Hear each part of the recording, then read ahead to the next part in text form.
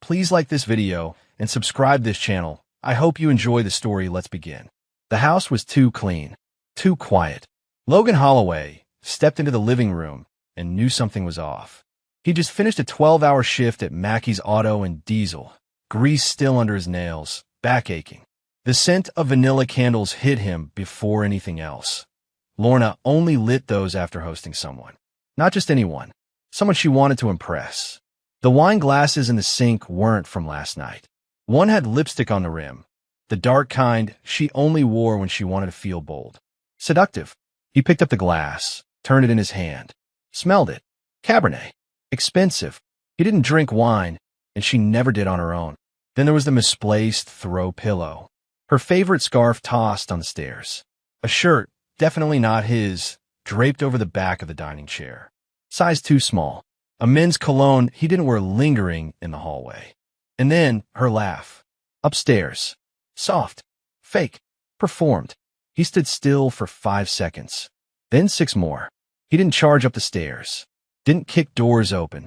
He just turned and walked out of the house, closing the door quietly behind him like he always did.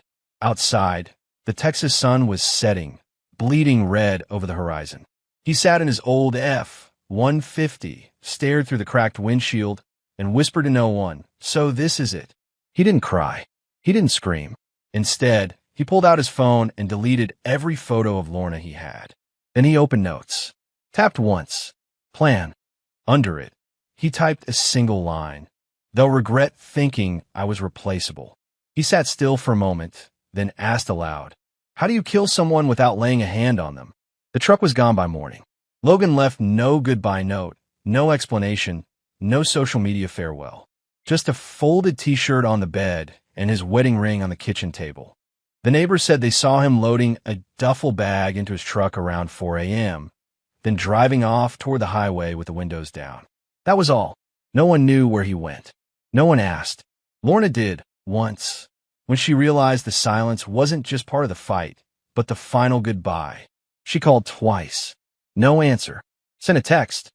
"Where are you?" It stayed unread. By the end of the week, she was already rewriting the narrative. "He ran off," she told her friends. "He couldn't handle the pressure," she told her mother. "He's not who I married," she told Roman Vega, her personal trainer turned secret. Roman had moved in within 2 weeks. Meanwhile, Logan was sitting in a half-empty bus 2 states over, staring out the window with nothing but a backpack, a burner phone, and a $500 withdrawal in his pocket. He didn't speak to anyone. He didn't need to. His mind was busy slicing through memories like a scalpel. Every insult, every backhanded compliment at dinner parties. Every time Lorna's father called him the hired help with the garage. He checked into a weekly rate motel outside Baton Rouge. The kind of place where no one asks questions as long as you pay in cash. The air conditioner buzzed like a dying mosquito. The sheets smelled like bleach and failure. He opened his notebook again and wrote under his first note. Disappearance must look like collapse. Return must look like reincarnation. He underlined reincarnation twice, then circled it. It was time to bury Logan Holloway. Who came back wouldn't be him. 5 years earlier, Denton, Texas. Logan stood in a crisp button-down, sweating under the judgmental stares of Lorna's family. The dinner table was long, sterile, full of the kind of people who measured worth in square footage and bloodlines. Lorna's father, Preston Claymore, swirled his bourbon and chuckled. "Logan, tell us again, how does one go from community college to car oil?" A round of polite laughter followed. Not one person looked surprised. Logan kept a tight smile. "I fix things," he said. "Engines. Problems. Whatever breaks, I figured out." "You ever figure out how to fix a last name?" Preston fired back, smirking. "Claymore means something. Holloway sounds like a place people go to get lost." Lorna didn't defend him. She never did when her family attacked. She smiled nervously, sipped her wine, and later apologized in whispers. "They're just old school. It doesn't mean anything." But it did. It always did. Back in the present, Logan sat in a rented room with peeling walls and a flickering ceiling fan. He replayed that dinner like a film reel he couldn't stop. It wasn't just the cheating. It wasn't just Lorna. It was every person who looked at him and saw less. He took out his phone and opened a job app. Looked for warehouse shifts, loading docks, anything under the table. Found one. 12-hour night shifts at an industrial freight company. Low pay, no questions. Perfect. He clicked apply and closed his eyes. As he drifted into restless sleep, one thought stayed with him. I won't scream when I rise. I'll whisper, so they won't see it coming. Hey, if you're still watching, that means you're enjoying the story. I have one small request. I'm trying to reach my first 1,000 subscribers. If you like stories like this, please hit the like button and subscribe to join the journey. It means a lot to me. And trust me, even better stories are coming. It was day 5 at the loading dock.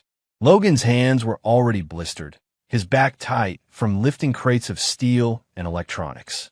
He said little, kept his head down, and paid attention to everything: logistics, inefficiencies, how boxes were labeled, what systems lagged. Where others saw chaos, he saw patterns.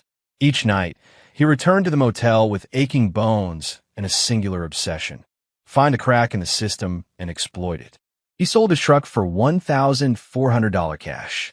Bought a cheap, used Dell laptop from a pawn shop for $300. That left $200 for food and rent. He downloaded open-source software and coding tutorials. Taught himself back-end architecture. Studied the basics of freight tracking systems. Not for a job, for an idea. He didn't want to fix cars anymore. He wanted to fix everything that made people like Preston Claymore rich, while men like him hauled boxes until their bodies broke. At 2:17 a.m. in that stifling motel room, Logan whispered to himself, what if supply chains were transparent? Real-time? Immutable? He sketched a prototype on a napkin with a ballpoint pen. He named it ClearPath. In the corner, cockroaches darted between cracks in the drywall. Logan didn't blink. By the end of the month, he launched a bare-bones site and demo. Nothing flashy, just function. He sent it to 5 mid-tier trucking companies. 4 ignored him. 1 replied, "Can you come in for a meeting?" Logan stared at the email.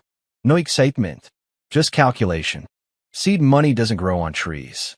It grows in places people ignore, like tired hands, quiet eyes, and motel rooms that smell like mildew. This wasn't success. It was just the beginning of war. The office was beige, quiet, and smelled like old coffee filters. Crawford Freight Logistics wasn't a Silicon Valley giant. It was a third-generation trucking firm, barely keeping up with modern systems. But the CEO, Nora Dean, was smart enough to see value where others didn't. She looked Logan up and down when he walked in. Unshaven, buttoned up 2 sizes too big, laptop in a plastic grocery bag. "You built this yourself?" she asked. "Yes." "In what?" "Python." "Python node, a little solidity. Depends which feature you're looking at." She leaned back, impressed but cautious. "You didn't go to school for this?" "No. I learned because no one would hire me." She clicked through the demo. It wasn't pretty, but it worked. It tracked inventory live, flagged late shipments, predicted errors based on route data. "This isn't a pitch deck," she said. "No, Logan Viplaid. It's a solution." She didn't offer a deal that day. Just said, "Let me try it with 1 fleet." "No promises." Logan nodded. 3 weeks later, she called again. "Our costs dropped 18%. Can you come back in?" He did. She brought in an angel investor. Small time. A guy named Dale Choi who liked to bet on rough edges with sharp minds. Logan walked out with $40,000 in funding and a desk in the back of her office. He still worked nights. Still lived in that motel. Still didn't smile. Instead, he opened a fresh note file and titled it Phase 2. Under it, 1. Use their tools. 2. Beat them at their own game. 3. Burn their world and build your own. Then he whispered to the wall, "Lorna, are you watching yet?" With funding in place, Logan built faster.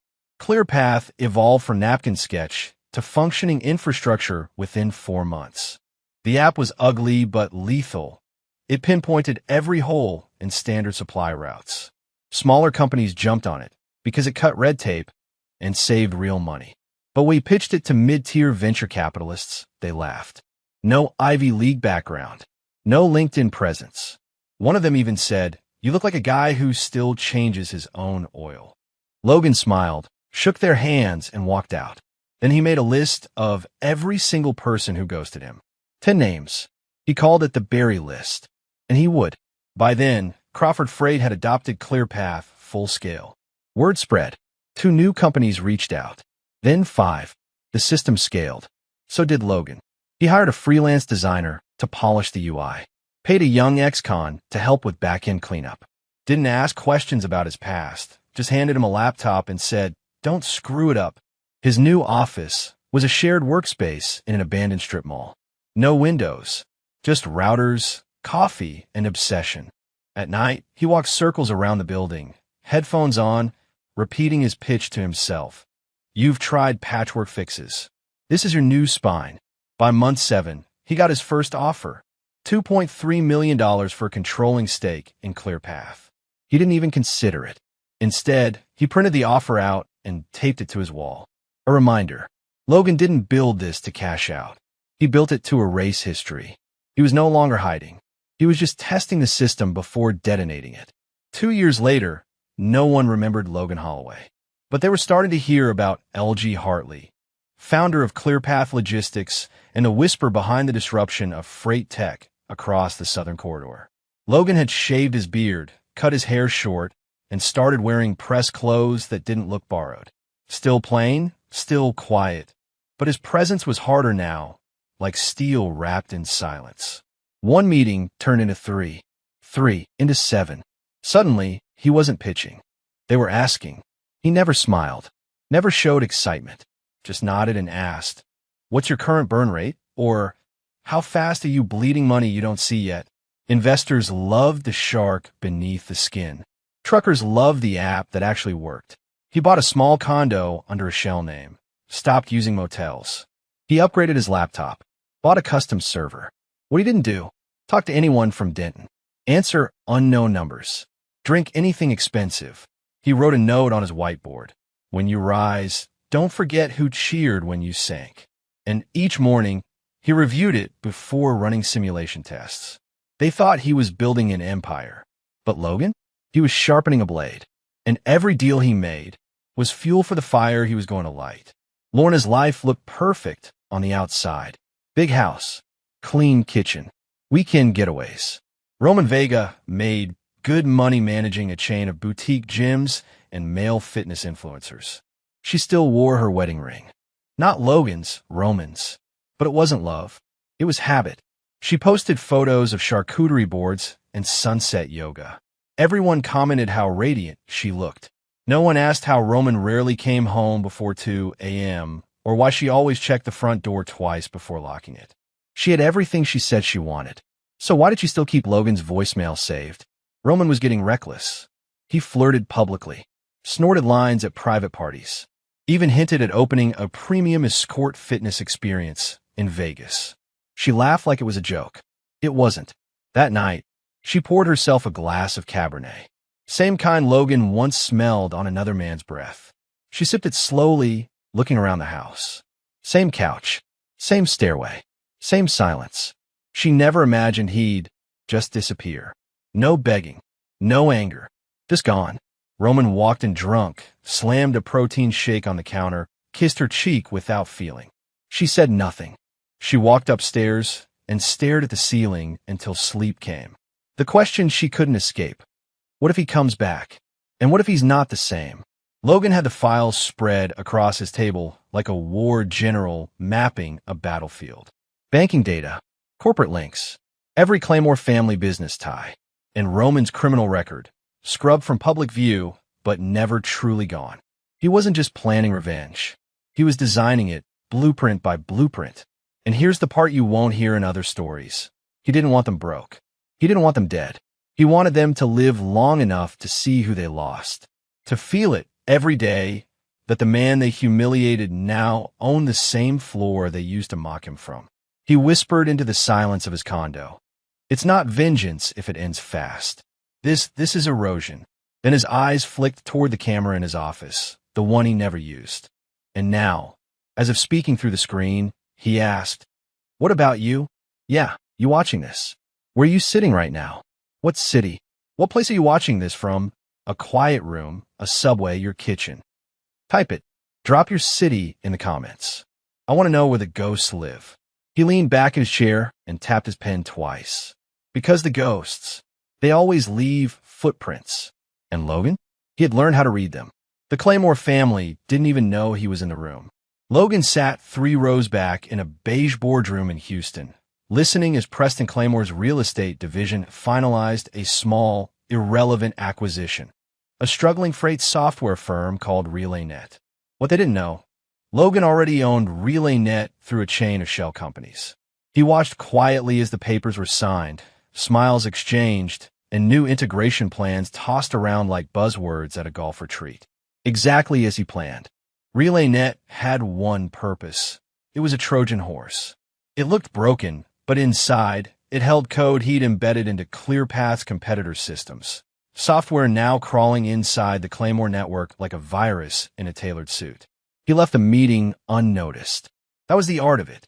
The next week, minor glitches started showing up in Claymore Shipping's automated logistics division. Misrouted orders, duplicate shipments, delays that made no sense. Preston Claymore blamed interns. Fired a few. Logan just updated a line of code and sipped black coffee. If you want to take down an empire, he muttered, you don't knock on the front door. You build the stairs underneath and wait for the weight to collapse. He wasn't done. Not even close. Next on the list, Roman Vega's rising fitness empire. And Roman had a lot of bodies buried under protein shakes and NDAs. Roman always bragged that nothing could touch him. By the time Logan was done with the first wave of strikes, Roman couldn't finish a single phone call without screaming. First came the audits. IRS red flags triggered by anonymous tips, false filings he never fixed, fake receipts tied to gym equipment that never existed. Then came the lawsuit. A former client claiming Roman coerced her into signing predatory contracts while under the influence. Fake, maybe, but the settlement request was real. $750,000. He tried to call his lawyer. His line was flooded, then dead. At home, Lorna asked what was going on. Roman told her to mind her own business. That night, he slept on the couch. At 3 a.m., Roman texted his old college buddy. You know someone who can clean this up quiet? No reply. Back in his downtown condo, Logan tracked it all. He had a live monitor of Roman's business servers. Knew every late payment, every bounce check. He watched Roman sweat. And still, Logan never touched him. He just pulled strings. And Roman, for all his muscle and charm, was built on nothing. Lorna started sensing the cracks. Roman's gym staff was quitting. Customers were leaving angry reviews. He said it was haters. She wasn't sure anymore. Logan stood in front of the mirror.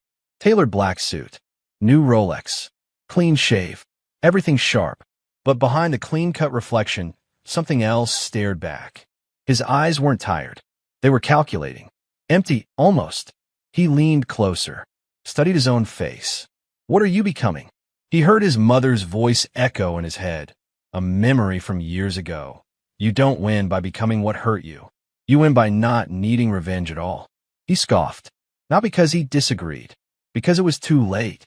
He'd already crossed that line. Later that night, he attended a gala for a logistics nonprofit, one his shell company secretly funded. As he moved through the room, men in suits nodded. Women smiled politely. And in a corner, a young journalist whispered her date. That's L.G. Hartley. No one knows where he came from. He caught her eyes, held them for a beat, then looked away, bored. It wasn't fame he wanted. It was leverage, access, quiet power. And when he left that night, slipping into his car, he didn't feel pride. Just a chill. How long can I wear this mask, he whispered, before it becomes my face? Every predator needs to be lured out. Logan didn't need Roman to collapse. He needed him to panic in public. He leaked a rumor, just subtle enough. A whisper of a high-profile VC firm circling Roman's gym chain. The bait was irresistible. Roman went into overdrive. Started prepping expansion plans he couldn't afford. Signed contracts with vendors he didn't vet.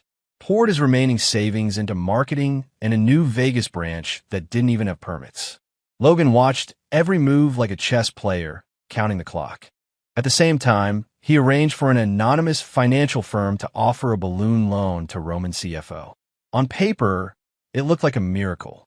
In reality, It was a ticking time bomb with a 90-day detonation clause. Roman took it. Preston Claymore? He was watching his logistics division spiral into mysterious outages. His team was too proud to admit they didn't know why their trucks were failing or how shipments kept rerouting through towns they never listed. At a family dinner, Lorna sat between two broken men. Preston complaining about IT systems and idiot interns. Roman half-drunk, muttering about fake audits and stolen ideas. She excused herself, walked into the kitchen, and stared at her reflection in the window. The life she built was rotting from the inside, and she didn't know who was lighting the match. Logan always suspected Roman was dirtier than he let on. But even he wasn't ready for what he found when he dug into an old deleted court record from Roman's college town. Assault charge sealed. Witness vanished. Then, two shell companies tied to a wellness import business that had laundered over $200,000 through fake supplement sales. But the biggest bomb wasn't in the paperwork. It was in a photo. A girl, 6 years old, light skin, curly hair. Roman holding her like a prop at a gym launch party. The caption, "No one knows he is a kid, lol." Logan paused. The girl looked nothing like Roman, but she looked familiar. He ran facial comparison software using his ClearPath backend AI. 87% DNA match. His hands went cold. He remembered one night. Lorna, crying in bed, said she was off the pill but wanted to wait. That was just before everything changed between them. He never got closure. Never asked. Now, he might be the father of a child he never knew existed. And that changed the equation. He stared at the photo, then at the results. He whispered, "I came here to destroy them. But now I have to decide what I'm really here for." A package arrived at Lorna and Roman's doorstep 3 days later. No return address. Just a simple box, carefully wrapped, with a handwritten note. Time remembers what people try to forget. Inside, Logan's old wedding watch, still ticking. The back engraved with a date, their anniversary. And beneath it, in fresh lettering, "I remember everything." Lorna's hand trembled as she read it. Roman took the box, stormed outside, and smashed the watch against the pavement. Once, twice, again. But it didn't break. Lorna stood in the doorway, stunned. "I thought he was gone," she whispered. Roman shook his head. "No, he's alive. And he's not hiding anymore." Back at his condo, Logan leaned back in his chair, watching the footage through a low-resolution security cam mounted on a neighbor's garage. He watched Roman crack, watched Lorna's face fall, and smiled, not with joy, but with clarity. This wasn't revenge anymore. This was reckoning. He had to disappear one more name. Toby Maris. Ex-Mechanik. Ex-Rinkin-Budi. The only man who knew Logan's real identity before it became L.G. Hartley. Toby had come sniffing around, showed up outside ClearPath's satellite office in Austin, wearing a wrinkled denim jacket and that same dumb smirk. "You think I can't put two and two together?" Toby said over cheap coffee. "You vanish, some tech ghost with your eyes appears 3 years later, and now you're on Forbes Whispers." He wanted in, not a seat at the table, just a percentage. Logan didn't even blink. "You can't blackmail me, Toby." "Who said anything about blackmail?" He smiled. "I'm just saying, secrets are hard to keep these days, especially with money involved." Logan left him sitting at that diner. Said nothing. Didn't threaten. Didn't beg. That night, Toby's truck mysteriously got pulled over. A warrant popped for unpaid fines. A brick of pills found in his glove box. Enough to make the DA stop asking questions. Logan watched it unfold from a burner phone feed. He didn't smile.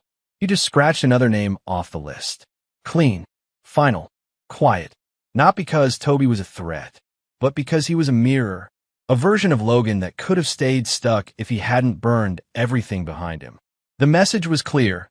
No one from the old world walks into the new one without permission. 3 years ago, Logan had a partner. Not business, but blood. Noah Deeks. Best friend since middle school. Played bass in high school. Worked side by side at the garage. The one person Logan believed in. Until Noah sold him out. During Logan's first pitch for ClearPath, when a small investor wanted validation, Noah gave him what he thought was a favor. Shared Logan's prototype files without asking. The investor ghosted. Weeks later, A competitor app appeared. Different name. Same architecture. Noah claimed it was coincidence. Swore he'd never heard him. But Logan knew. And Logan never forgot.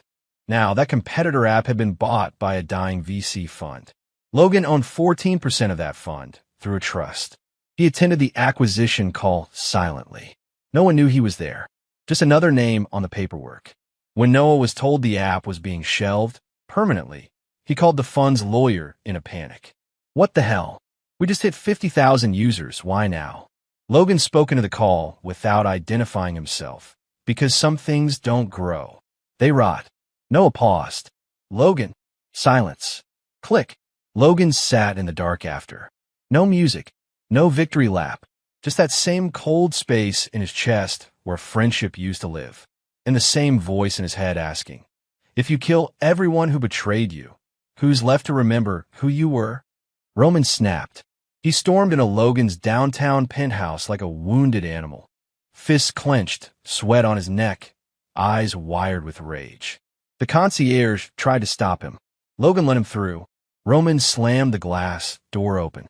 You think you can F*** and G play God with my life? Logan didn't stand.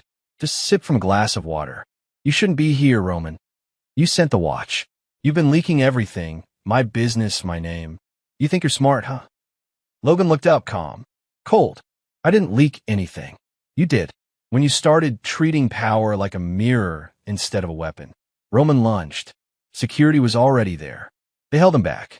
Logan stood now, buttoned his jacket, walked slowly until he was inches away. You never beat me, Logan said. You just borrowed the space I hadn't earned yet.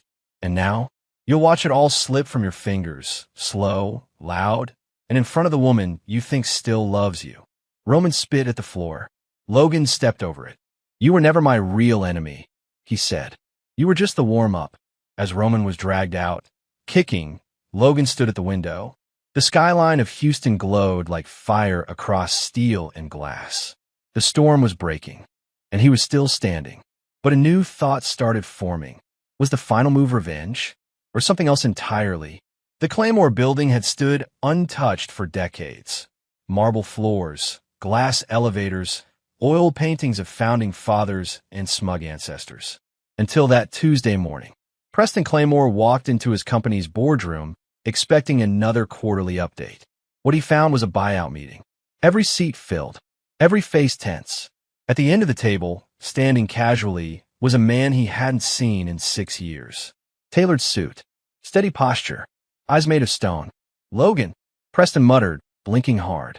No, not anymore, Logan replied. You can call me Mr. Hartley. You'll be using my last name now. Murmurs filled the room.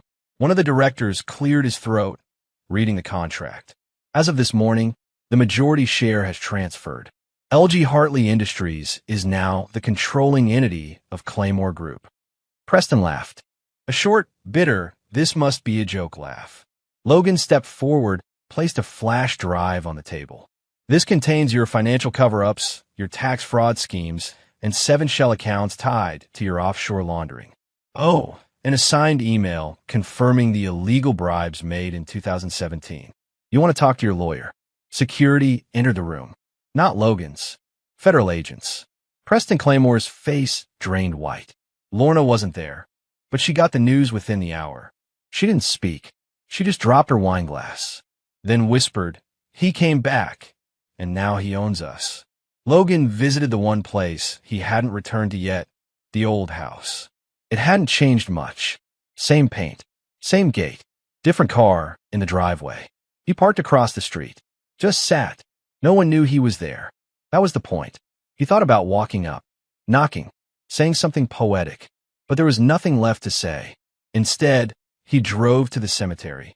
His mother's grave was tucked beneath a broken oak tree. He stood there with nothing in his hands. No flowers, just silence. He remembered her last words to him, sitting on that hospital bed. Don't let pain turn you into something you don't recognize. He had, but it was too late now. The wind picked up. Dust danced across the stones. He kneeled and whispered, I didn't become what they wanted. I became what they feared. And then, quietly, I'm not sorry. When he stood and walked away, there was no music. No epiphany. Just a clean exit. He didn't look back. Because ghosts don't need closure. They leave it behind like ash. Lorna had no idea what rock bottom looked like until now. Her father was indicted. Roman was bankrupt. Her name had been dragged through the press. And not one of her friends returned her calls. The house? Foreclosed. The staff? Gone. She stood in the kitchen of a rented townhome in a part of the city she used to avoid. She held a letter from the bank in one hand, a utility shut-off notice in the other. She used to toast champagne under chandeliers. Now she boiled tap water for instant noodles. The scariest part? She still hadn't heard a single word from Logan. Not a phone call. Not a message. Not a confrontation. Just silence. The kind that hums in your bones. She sat on the floor and opened an old box. Inside, wedding photos. A note he once wrote her. A bottle cap from their first date. She broke. Ugly, silent, shaking tears. And then she whispered to herself, I never thought he'd actually win. But he hadn't just won. He erased her without laying a hand on her. No headlines. No scandal. Just karma. In a suit. With a plan. It wasn't supposed to go viral. Logan had arranged a closed interview, anonymous. Off the record. Just a way to get a version of the truth into the world. But the young journalist he met in that low-lit cafe had different plans. She posted a blurred-faced documentary cut online. 10 minutes of Logan's voice. Calm. Precise. Haunting. He didn't name names. He didn't say revenge. He just said one thing that caught fire. I left with nothing but pain. I returned with power. What do you think I'm going to do with it? The video hit 5 million views in 4 days. Suddenly, people were whispering again. Conspiracy Forum. Hedge. Who is L.G. Hartley? Victims of wealthy corruption began calling him a ghost of justice. Some hated him. Some worshipped him. Some wanted interviews, deals, alliances. Logan ignored them all. The damage was already done. Preston's trial was set. Roman's Vegas project was dead. Lorna had vanished from the public eye. Logan stood at the top of a tower he built brick by brick out of pain. And for the first time, it felt cold up there. He looked out at the skyline and whispered, This isn't what winning's supposed to feel like. Then, just as he turned to leave, Maddie showed up. You're hard to find, she said. Logan turned to see her standing by the elevator. Black boots, trench coat, eyes sharp as ever. I thought you left, he said. I did. Then I saw your ghost story trending. She walked past him, into his office like she'd never left. The watch was a nice touch, by the way. He sat down, watching her pace. Why are you here? Because you're not done. And you're going to mess it up if you go alone. He didn't respond. She sat across from him, dropped a file on the table. That's Roman's silent partner. The one who helped launder everything. I know you're not looking at him yet, but you should. Logan opened it. Names, routes, accounts, all accurate. You've been tracking this? Since before I met you. You just made the flames visible. They locked eyes. For a long moment, no one spoke. You still don't trust me, she said. No, Logan Diplaïf. But that doesn't mean I don't need you. She smirked. Fair enough. And just like that, Maddie was back. Not as a distraction, as a partner.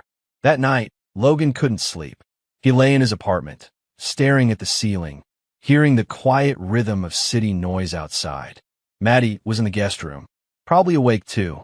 He got up, walked to the kitchen, made coffee he wouldn't drink. Memories crept in. Lorna's face, Roman's rage, his mother's voice, Noah's betrayal, Toby's mistake. Then Maddie's voice cut through the fog. You're scared to feel anything. That's why you stay busy. He turned. She stood in the hallway, barefoot, hoodie, no makeup. Just truth. I'm not scared, he said. You are, she replied. Because if you stop, you'll have to admit none of this fixed you. He didn't argue. Instead, he told her something he'd never said out loud. When I left, I didn't want revenge. I wanted to disappear. But the silence was louder than their insults. So I came back to show them I wasn't weak. Maddie stepped closer. You showed them. Now what? He didn't answer. She looked at him deeply. The empire's built. The war's over. But if you don't decide what kind of man you are now, you'll end up becoming every person you destroyed. Logan stared at the floor, and for the first time in years, said it out loud, I don't know who I am anymore. The envelope sat on the counter for 2 days. Logan hadn't opened it. He knew what it contained, a DNA test result. Verified, triple-checked, sealed. The name on the test wasn't his officially. It was tied to one of his shell identities. But the test, it was about him. About a little girl he'd never met. He paced the apartment like a caged animal. The storm outside painted the windows with streaks of rain, and inside, the tension hung thick in the air. Maddie noticed it. Of course she did. She watched him read the same line in a book 4 times without turning the page. "What's in the envelope?" she finally asked. He didn't answer, just stared at it like it might detonate. "You already know the answer," she said. "I want you wrong." He sat down, took a breath, and slowly opened it. One line. Probability of paternity, 99.8%. Logan didn't move, didn't blink. His jaw tightened. A low exhale escaped. The girl wasn't Roman's. She was his. Lorna had lied. Not just about cheating, not just about betrayal, but about blood. About a child. He had a daughter. A little girl who knew none of this. Who lived under the roof of the man who took everything from him. And now, Logan was spiraling. "What do I do?" he said aloud, not really asking Maddie, but needing to say something to anyone. Maddie leaned against the wall. "Depends what kind of father you want to be." He looked up, sharp, bitter. "I didn't sign up to be one." "No," she said, "but you were one, the day she was born." He closed the envelope. Quiet. Still. Not defeated. Not broken. Just facing the one thing he never planned for. A future. Roman's spiral was accelerating. His last 2 gyms shut down within 72 hours. One cited public safety concerns. Another was raided for illegal performance enhancers linked to a supplier he'd been warned about. The lawsuits were piling up like sandbags in a flood. He blamed everyone, ex-employees, the media, the deep state. Never himself. Lorna, meanwhile, lived like a ghost. She spent her days walking the same 3 rooms, answering her daughter's questions with mechanical half-smiles and cold cereal.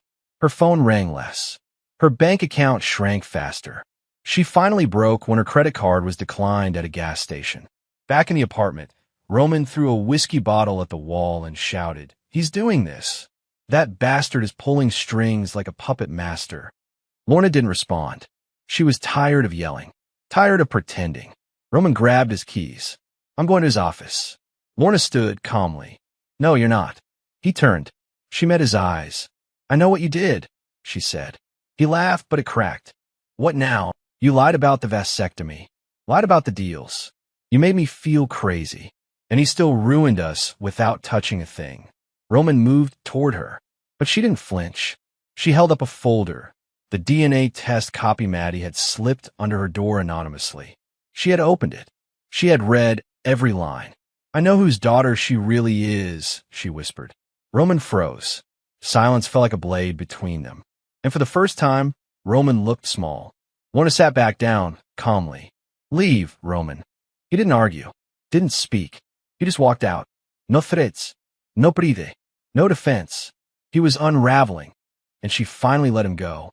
Logan met her at the edge of a park, just outside the city, a neutral space. Lorna stood beneath a tree, the wind catching strands of her hair. She looked nothing like the woman who once wore designer gowns and diamond heels. She looked older, human, almost fragile. She held the envelope in her hands. "I know," she said, voice barely above a whisper. Logan didn't nod, didn't blink. "I wasn't trying to hide her forever. I was scared." "You weren't scared when you cheated," he replied flatly. She took it. No defense. No excuses. "I hated who you were becoming," she said. "But I never gave you the chance to become more. That's on me." He crossed his arms. "Why now?" "Because she deserves more than lies. And you deserve to decide." A long silence passed. "She asks about you," Lorna added. "She doesn't know who you are, but she always asks why I look sad when I hear your name." Logan turned his face slightly, eyes narrowing. "I don't want to be part of her life if I'm going to bring the war with me." "Then end the war," Lorna said softly. He looked at her then, for the first time, not with hate, but with the pain of everything lost between them. "I'm not the same man you married," he said. "I know, and I'm not the same woman." She stepped forward, not to touch him, just to say one last thing. "I never deserved you." But she does. Then she walked away. No crying. No begging. Just honesty. And Logan stood there in the shade of that old tree, holding the folder, hearing echoes of his mother's voice again. Control isn't love. Sometimes letting go is. He finally understood what she meant. And this time, he felt it. There were only 2 steps left in the playbook. Logan had been holding them for years. Not because he hesitated, but because he wanted the final hit to land when his enemies were too broken to stand back up. The file in Maddie's hands was thick. She slid it across the table. This is it, she said. Everything's here. Every offshore account. Every real estate shell. Every political contribution that never should have happened. Logan read through it one last time. Preston Claymore's empire was rotten from the roots. Decades of quiet deals with foreign vendors, backdoor contracts with city planners, all funneled through real estate firms listed under cousins, nephews, and fake executives. For years, he'd been buying influence like poker chips, and Logan had every receipt.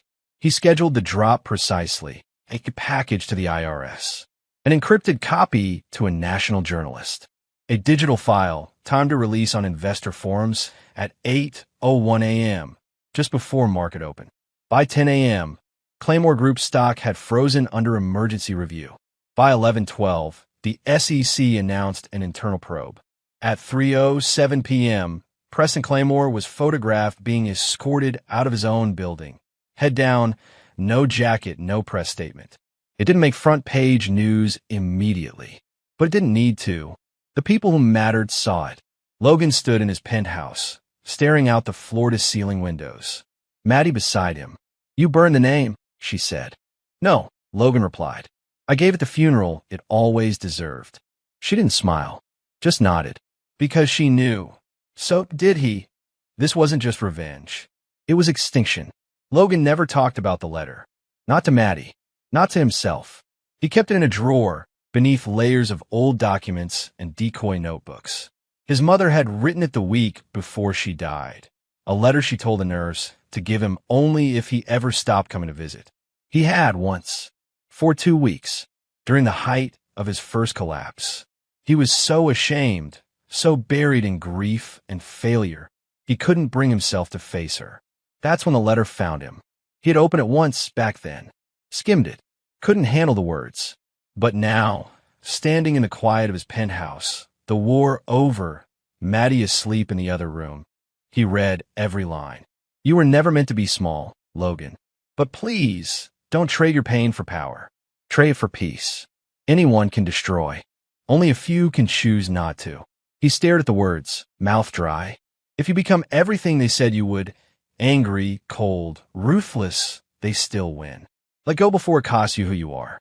He closed the letter, sat for a long time, then struck a match. He held the flame to the edge of the page and watched it curl, blacken, vanish. He wasn't rejecting her words. He was accepting the truth. Because everything he'd done, every step, every fall, every takedown, had led him to a place she'd already seen. Victory without peace is just another kind of prison. Logan woke to find Maddie sitting on the balcony, barefoot, her coffee growing cold. She held a thin envelope in her hands. He stepped out. "You okay?" She didn't look at him. "You paid off my student debt before we met. Through a dummy LLC." He froze. She turned to him slowly. "I found the transaction. Don't lie." Logan sighed. "I did it before I ever hired you. I wanted you on the team. I just made it easier." "That wasn't your choice to make," she said. "I didn't expect anything in return. But you wanted something. Control. Leverage. Even if you didn't ask for it, you had it."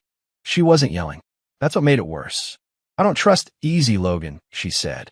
"And you've made a habit of pulling strings from the shadows." He sat down beside her. Quiet. Honest. "You're not wrong." Silence. "I didn't know how else to protect what I cared about," he admitted.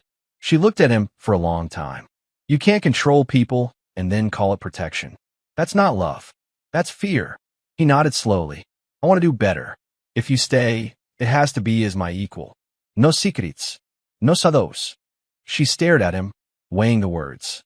Finally, she leaned in, just close enough for him to hear, then burned the rest of the safety nets. "No backups. No backdoors. Choose to trust me the way you never got to trust anyone else. He looked her in the eyes, and for the first time in years, chose vulnerability over strategy. She stood. He followed. The war was over. Now came the hard part, building something real without a plan to destroy it. The courtroom was nearly empty. No jury, no press, just a private hearing to finalize a legal formality, the official erasure of Logan Holloway from existence. He sat in front of the judge, hands folded, wearing a plain dark suit. Maddie beside him. The clerk read the new name into the record, Luther Graham Hartley. It meant nothing to anyone else. To Logan, it meant rebirth. Luther, his father's first name, a man he never knew but heard stories about. Graham, his mother's maiden name. Hartley, a name he chose for himself, cold and sharp and untraceable. The judge signed the document. You understand this is permanent? She asked. Edo. Reason for name change? Logan stared ahead. To outlive the man who died years ago. She didn't ask anything more. Afterward, he and Maddie walked out of the courthouse and into the thick Houston heat. He didn't speak. She didn't push. They reached the sidewalk. He paused. You okay? She asked. I'm not sure, he replied, but I think I'm lighter. Later that night, he stood alone in his apartment, pulled out a small box from the back of the closet. Inside, his original driver's license, old photos, a wrench from his garage days, his mother's letter burned at the edge, but still partly readable. He closed the lid, locked the box, and walked it down to the lobby. Dropped it in the incinerator chute. Watched it disappear. No words.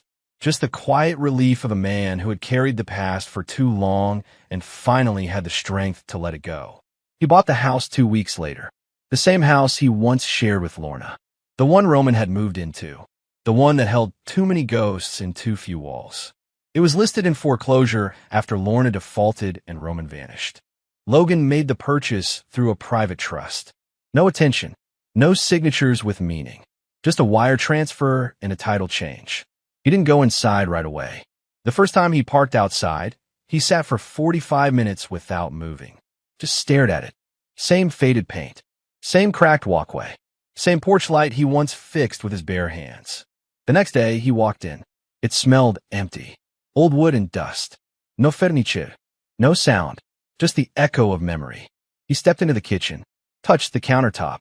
Remembered Lorna leaning there in a robe, laughing. Then remembered her lies. He walked up the stairs. Touched the railing. Remembered arguing. Remembered silence. Remembered walking away the night it all fell apart. In the master bedroom, the closet still had a lone hanger swaying slightly. He sat on the floor and cried, not like a victim, not with rage, just the way a man cries when he's standing in the exact spot his heart was broken and realizing he survived it. An hour later, he locked the door behind him and made one final call. The house was donated to a nonprofit for abused women and children, a place where new beginnings would bloom in the ruins of something old. And Logan? He didn't keep a key, because some places aren't meant to be revisited. They're meant to be buried with grace. Lorna stood in a modest kitchen, holding a cracked coffee mug and staring at the window as traffic rolled past. No more private drivers. No staff. No housekeeper. Just the quiet of a life that had downsized itself into reality. She sat at the kitchen table, letters from creditors scattered like fallen leaves. And her daughter, Logan's daughter, sat across from her, coloring with markers and humming a tune from some cartoon Lorna didn't recognize. She looked at the child. There were days she wanted to lie. Pretend Roman was still the father. Pretend Logan never existed. But now the lies tasted like acid. Her daughter looked up. Mommy, do you know that man with the truck? Lorna blinked. What man? The one who waved at me near school last week. He smiled. Lorna froze. It hadn't been her imagination. She thought it was a memory, a flicker of guilt, a dream. But no, he had been there, watching, protecting, present, even from a distance. She swallowed hard. That was an old friend. Is he my friend too? Lorna paused, then nodded. Yes, he always was. She tucked the child's hair behind her ear and smiled, even though her eyes burned. Then she whispered to herself, You gave him pain. He gave you mercy. This is what you deserve. Logan sat in Maddie's apartment, smaller than his penthouse, but warmer. Plants in the corner, books on the floor, real life everywhere. He wasn't used to that anymore. She poured tea, not because it was romantic, but because it was human. And Logan needed more of that than he admitted. He told her everything. Not just the schemes, the shell companies, the legal takeovers, but the buried stuff, his mother's death, the day he almost drove off a bridge, the part of him that sometimes still missed Lorna and hated himself for it. Maddie didn't interrupt. She just listened. And when he finished, he said, "There? That's the truth." She sipped her tea. "Set it down. It's not enough." Logan's brows furrowed. "What do you mean? You're not here to confess. You're here to be understood. That's different." He sat back, suddenly unsure of himself. Maddie leaned forward. "You want me to say you were right? That what you did was justified? Maybe it was. But even justice turns toxic if you don't stop feeding it." "I didn't do this for validation," he snapped. "Didn't you?" she asked gently. He looked away. Because part of him had. Part of him wanted someone to see the ruined battlefield and say, "You did the right thing." Maddie stood and walked to him. "You don't need to be forgiven, Logan. You need to forgive yourself." He didn't respond. She stepped closer. "You're not the fire anymore. You're the one left after the fire. And that man has to learn how to live." She left the room. And Logan sat there, holding that silence in his hands, wondering if he knew how. He drove 3 hours in silence. Out of the city, past the suburban rings, and into the quiet hills where the only thing louder than the wind was memory. Logan pulled up to the elementary school he once attended. It hadn't changed much. Faded bricks, and old basketball hoops still bent from years of abuse. The front office smelled like pencil shavings and floor wax. He asked for the principal. She was young, maybe early 30s, surprised by the man in the tailored coat asking about alumni support. "I'd like to make a donation," Logan said simply. "Oh," she smiled. "We're always grateful, Mr. Hartley." He handed over a flash drive. Inside, documentation of a $10 million endowment. Not just for school supplies or new chairs, but for meals, after-school programs, teacher pay increases, and free therapy for students with trauma. The principal opened her mouth, but said nothing. "I was one of the kids who slipped through the cracks," he said quietly. "No one saw me, but I was here. I sat in that third-row seat with a broken leg. I wore the same hoodie every day." She swallowed hard. "Why now?" "Because I used to think revenge would fix the hole in me," Logan replied. "Turns out, planting something new does a better job." Before he left, he walked through the halls. He paused outside his old classroom. Taped to the wall was a drawing from a second grader. A stick figure holding a wrench. The caption in crayon, "When I grow up, I'll fix everything." Logan smiled for real, the first real one in years, and whispered, "I hope you do." Roman's name disappeared from headlines as quickly as it had entered them. His gyms were shut. His assets frozen. His accounts investigated. What few friends he had left bailed once subpoenas hit their inboxes. He tried to stay in Vegas. Tried to start over under another name. But the whispers followed. So he vanished. No one cared. But Logan didn't forget. He followed the trail, quietly, with no intention of revenge. Just curiosity. The same way you check an old scar to see if it still hurts. Roman had abandoned Lorna's daughter the moment his empire cracked. Never tried to claim her. Never asked questions. Logan found the girl's foster paperwork. Lorna had placed her temporarily with a friend, but that friend couldn't keep her long. She was at risk of becoming another number in the system. So Logan made a call. He didn't step in as dad. He didn't make it public. He didn't try to force a role. He just covered the bills, set up a trust, hired a counselor to help her adjust, and visited from a distance, a stranger in a car, watching from the curb, making sure the lights stayed on and the fridge stayed full. He never told the girl who he was, but every now and then, she waved at his car like she knew him anyway.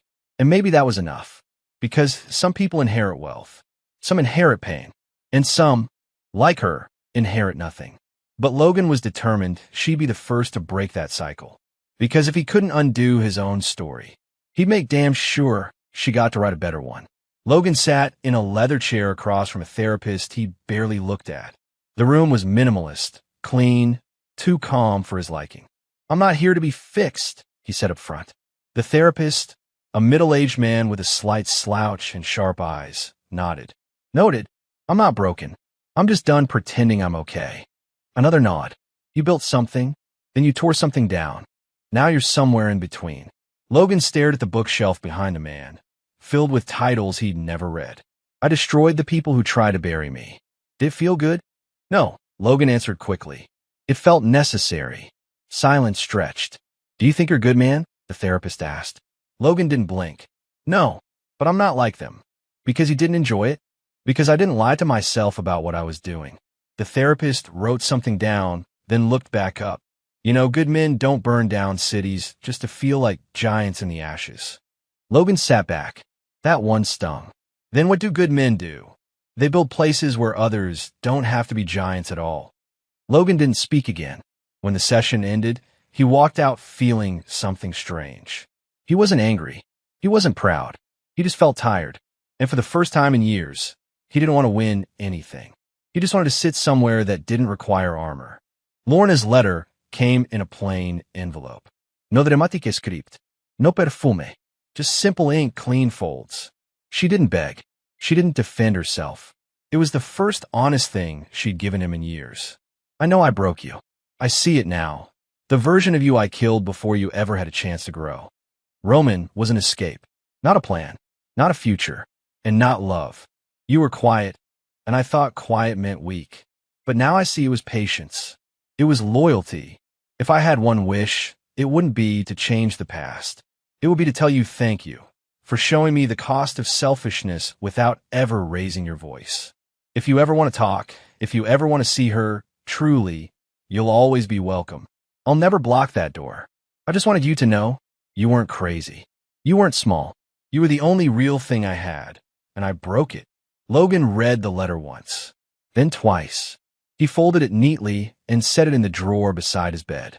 The next day, he visited the mailbox outside her apartment building. Not to send anything, just to stand there. He slid a note into the box. 5 words. Invitation received. Politely declined. L. He walked away before she could check it. No fanfare. No confrontation. Because closure didn't always come with a door slamming or a final scream. Sometimes it was just a quiet choice to not go backward, no matter how human the pull. It wasn't the candles or the wine or the skyline view that made the night special. It was the silence between Logan and Maddie and the way it didn't feel heavy anymore. They'd been sitting on the rooftop of her building for nearly an hour. No plan, no script, just stars above, traffic below, and air in between that didn't need to be filled with noise. I used to think love meant being willing to burn the world down for someone, Logan said, his voice calm. And now, he looked at her. Now I think it means being willing to build something slow, even if it never makes headlines. She smiled, small and real. Love isn't a weapon, she said. It's a mirror. It shows you who you are. If it makes you uglier, it wasn't love. If it makes you braver, you found something rare. Logan leaned back, arms stretched. I never learned how to do this. Do what? Be soft without being weak. She leaned her head on his shoulder. Start with 1 hour. No plans. No revenge. Just this. They sat like that for a long time. No confessions. No declarations. Just the gentle weight of choosing peace. Not because the war was over, but because it no longer needed to define them. Later, as they went back inside, Logan paused by the door. Do you think someone like me deserves this? Maddie turned. No smile. Just truth. You don't deserve it because of what you did. You deserve it because you finally stopped needing to. And that was it. Not a fairy tale, but something real. Finally. The call came just after midnight. Roman Vega had been attacked in prison. Not killed, but close. Jaw shattered. 3 broken ribs. Internal bleeding. No suspects. No witnesses. Logan stared at the phone as Maddie slept beside him. He didn't flinch, but he didn't feel nothing either. Later, in the bathroom, he looked at himself in the mirror. Not like the old days, not searching for weakness or calculating angles. Just looking. The man staring back wore peace like an awkward jacket, stiff, not yet broken in. But beneath the surface, something twitched. Roman was a monster. Always had been. But the news didn't bring satisfaction. It brought a question. Did I cause this?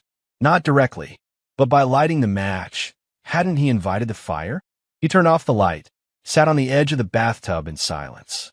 In that moment, he realized something brutal. Even after all the reckoning, he hadn't escaped the loop. His legacy, whether he wanted it or not, was one built on fear. And if he wasn't careful, it would outlive him. He whispered into the dark. What if I'm just Roman in a suit? The mirror didn't answer. Logan made the decision that morning. No big speeches, no press, no fake humility, just action. He began dismantling parts of his empire, quietly, with precision. Liquidated 90% of his stake in ClearPath. Divested from 3 tech portfolios with questionable ethics. Transferred funds into a newly formed nonprofit focused on education, prison reform, and small business recovery. He didn't name it after himself. No photos, no credits. The money didn't matter anymore. The impact did. Maddie watched him move like a man, settling his spirit. Are you sure? She asked. Yeah, Logan replied. I don't need to keep building bigger walls. I want to open doors. She smiled, not with pride, but with relief. Later that week, he hosted a small, closed-door event. 40 people, no press, no fanfare. Survivors of the system. People like he used to be. He didn't speak for long. He just said this. You don't need to become a giant to be heard. You just need to survive long enough to build something louder than silence. It wasn't a mic drop line. It was a truth earned in fire. And when the applause came, it wasn't thunderous. It was quiet, strong, real. That night, Logan walked out of the building. No security, no convoy, just him and the air. For the first time in his adult life, he didn't feel like he owed anyone blood or proof. He felt like a man who had enough. He didn't tell Maddie he was going. Just drove. Back to Denton, the place where it all started. The soil where his old self was buried. It hadn't changed much. Still dusty streets. The same bakery still had the cash-only sign in the window. The same mechanic's garage still had that busted neon open sign. He parked across the street and watched it for a while. A young guy, early 20s, was under the hood of a truck. Same grease, same sweat, same quiet. Logan knew that rhythm. Knew the feeling of fighting machines, so you didn't have to fight people. He crossed the street, stepped inside. The owner was an old man now. Didn't recognize him. You need work done? He asked. No, Logan Smaid. Just passing through. He slipped an envelope onto the counter.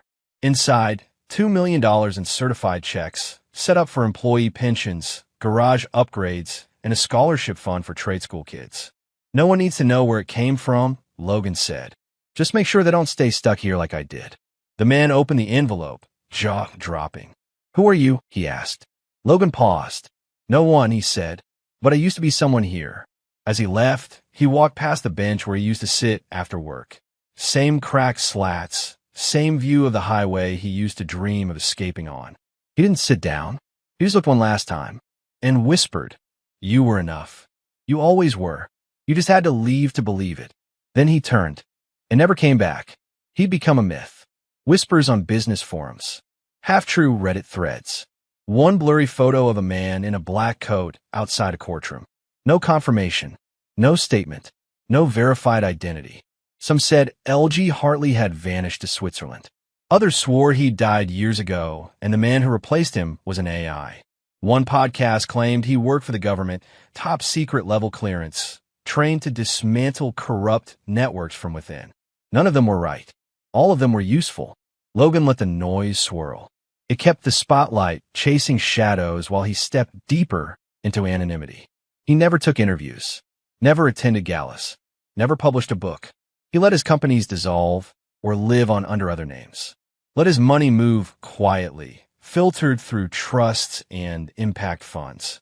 He no longer needed credit, only control. But behind the silence, the work grew louder. Grants to inner-city schools, bail funds for nonviolent inmates, business loans for first-time entrepreneurs with no collateral, no headlines, no signatures, only change. And through it all, he kept one file on his desk, an untouched manila folder labeled, If They Come Looking. Inside, a one-page note. You want to know what happened to the man they tried to bury? He dug up the ground they stood on, and he planted something stronger. That was it. No te biography. Not even a documentary. Just a truth no one would fully believe. He didn't disappear. He evolved. And now he existed in rumors, reforms, and the echo of footsteps no one could trace. Because sometimes the most dangerous man in the room is the one no one's sure ever existed. It was a small room. No cameras. No fanfare. Just a few folding chairs, a makeshift stage, and 40 people who had seen too much to care about luxury. Logan stood in front of them, wearing jeans, boots, and a t-shirt with no logo. A name tag that simply said L. He didn't give a keynote. He didn't read from a script. He just looked out at the faces, former inmates, single mothers starting side hustles, old veterans with tired eyes and calloused hands, and said, "They told me I was supposed to stay small." And for a while, I believed them. He paced slowly, hands loose at his sides. They laughed when I left, mocked me when I failed, called me crazy when I came back with power. And in the end, I didn't need to destroy them. They were already drowning in their own pride. I just stopped saving them.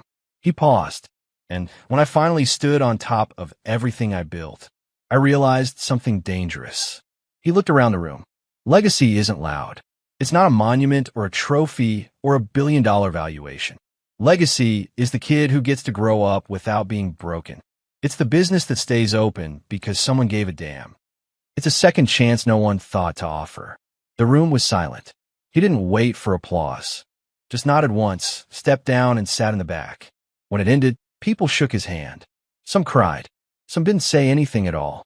He walked home with no security. No car service. Just the night and the sound of his boots on pavement. And for the first time since he left Denton, he felt like a man who didn't need to win anymore. He just needed to matter. Lorna sat alone on a bench outside a quiet library, her daughter beside her, playing with a cheap plastic toy. No cameras. No attention. The world had moved on. The Claymore name was buried under lawsuits and silence. Roman was just a ghost in someone else's cautionary tale. And Logan? He was smoke. Vapor. His name never came up in public. His face never shone. But every so often, a rumor surfaced, a school getting funded overnight, a lawyer showing up pro bono, a startup saved by an anonymous backer. Lorna read about those things and never said a word. But deep down, she knew. One day, her daughter asked again, "Who was that man with the kind eyes who waved at me from the car?" Lorna looked out at the empty street. She smiled sadly. He was someone we should have listened to when we had the chance. Because the truth was simple. They had underestimated the wrong man. And even when he left, they still didn't learn. To the ones watching this right now, let me ask you something real. Where are you watching from? Your room? The train? Your office with one headphone in? Type your city down in the comments. Let's know how far this story traveled. Who felt it? Who saw a piece of themselves in it? And if you're still here, still reading, still watching, then do one thing. Hit that like button like you just took your power back. Subscribe so you never miss another story like this one. We're just getting started. Smash the bell icon like it owes you something from your past. But most importantly, drop your thoughts in the comments. Did Logan win? Did he change? Did they deserve it? Would you have done the same? Tell us below, because stories like this, they don't end with credits. They end with conversation. Now it's your turn. We're listening.